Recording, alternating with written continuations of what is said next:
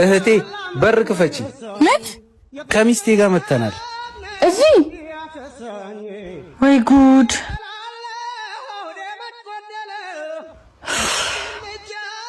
ወንድሜ እንደሰሳ ወዱማቺ መለከታል ፍቅርን ካቂ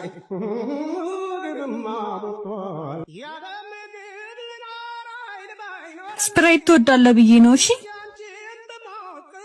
ውሃ ነው እንዴ? ጎሽ የኔ ልጅ እስኪ እሱን ስጠኝ። እሱ ሳይስማማኝ አይቀርም። ወይኔ ቅሌቴ ዛሬ። እሺ ቆይ ብርጭቆ ላምጣ። እና አንቺ እንዴት ነሽ?